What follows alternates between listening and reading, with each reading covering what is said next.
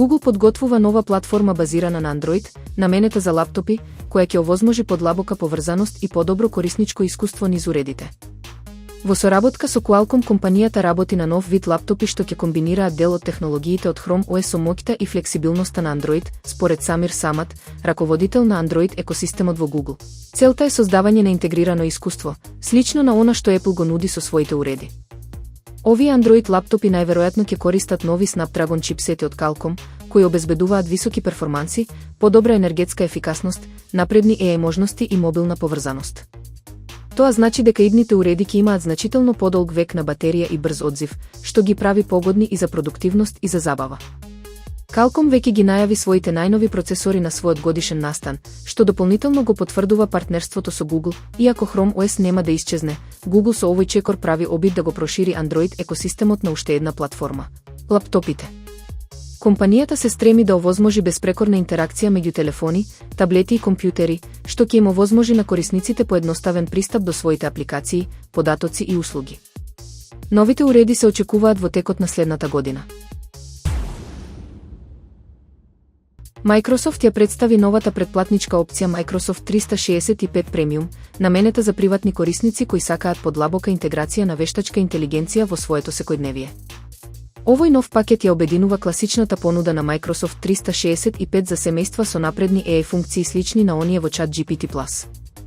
Новата понуда има за цел да обезбеди автоматизирани решенија, AI агенти и најновите GPT јазични модели, за така наречено Vibe работно искуство.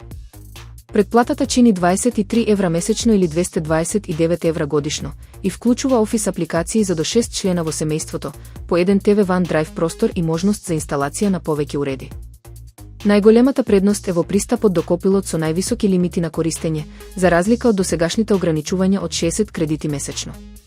Корисниците добиваат ексклузивен пристап до напредни AI алатки, поголема брзина на одговори и поддршка за нови функции како GPT-5, слично како со претплатата на ChatGPT+. Сепак, вештачката интелигенција во Microsoft 365 Premium е резервирана само за носителот на претплатата и не се дели со останатите членови во семејството. За некои AI функции се бараат и дополнителни услови, како користење на OneDrive за зачувување документи или Outlook адреси од Microsoft.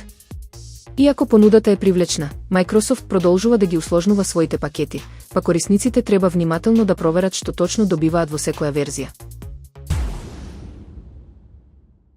Европа се соочува со сериозни последици од климатските промени, покажува најновиот извештај Европска животна средина 2025 од Европската агенција за животна средина. Биодиверзитетот е во драматичен пат, водните ресурси се исцрпуваат, а континентот се затоплува побрзо од кој било друг регион на светот. Повеќе од 80% од заштитените живеалишта се во лоша состојба, додека речиси 2/3 од копнената територија се деградирани.